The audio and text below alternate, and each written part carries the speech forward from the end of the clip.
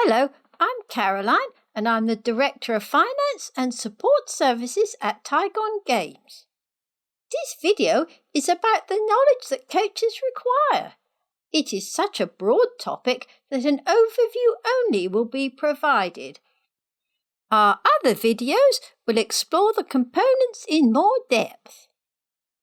One way of understanding the knowledge required is to think about it in terms of implementing a coaching program, whether that be for an organization or for a private individual. Beginning with the end in mind, ascertain what the person or organization ideally wants to achieve from the coaching. The coach can then work backwards from a successful implementation and, using their knowledge, be able to evaluate it and cost it. In a sense, a coach uses their knowledge of project management, particularly if they are implementing within an organization. It will be useful for the coach to have a broad outline of the types of stakeholder that would have an interest in the coaching program, their responsibilities, etc. A coach should understand, advise, or draw up the various contracts that are required. For example, the individual agreement between coach and coachee, and also, at organizational level, the stakeholder agreement. Legislation, for example, data protection, health and safety legislation, etc., are also key things that a coach should know about. For the coaching program to succeed, an understanding of communication processes is recommended, particularly if it is within an organization, so that people can find out about it and any negative fears are allayed, etc. On an individual basis too, a coachee will appreciate how communication between the two is organized. Logistics is another vital area. If the coach is coaching private individuals, knowledge of the various locations that could be used for the sessions is necessary. Some may be more suitable than others.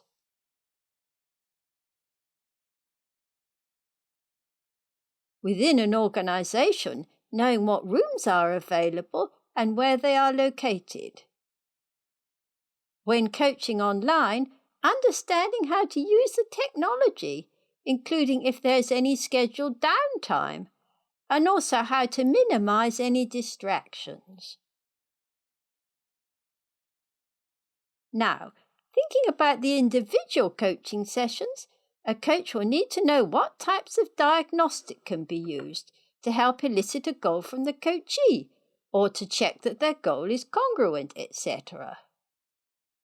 It is well worth the coach having a rudimentary knowledge of some of the more common diagnostics, e.g., DISC, Insights, Facet 5, Myers-Briggs, etc., as they may be used within the organization already, or an individual may have this type of information from their current role.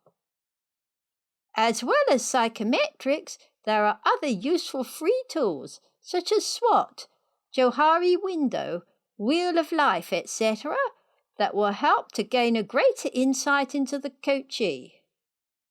Consideration of what type of diagnostic will be used at different management levels within the organization is also important.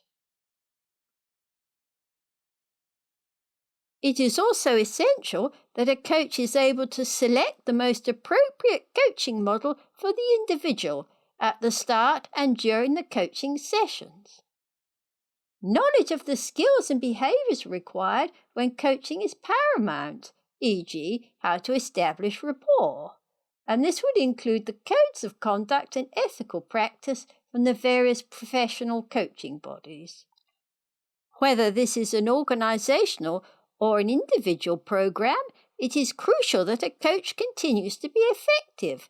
So having knowledge of self-reflection techniques, purpose of supervision, getting feedback, additional training, CPD, etc., is essential. It is also imperative that a coach knows when they are out of their depth and needing to refer the coachee to for example, a counsellor, doctor, or even the police if foul play is suspected. An organisation may well have an employee support section, and if a coach is not a member of the organisation, they will need knowledge of how the coachee might contact support. Once all of the information concerning the program has been gathered, it can be fully costed. Within an organisation, it may well be that a finance department prepares the estimates. However, a coach should still gain a rudimentary knowledge of the financial processes involved, the cost mechanisms, and monitoring. This has been a whistle-stop tour of the knowledge a coach requires. It is almost an infinite topic as new techniques, tools, etc. emerge. Thus, keeping up to date is essential. And finally, thank you for watching this video. If you have any questions, comments, feedback, etc., then do get in touch. We are very happy to help.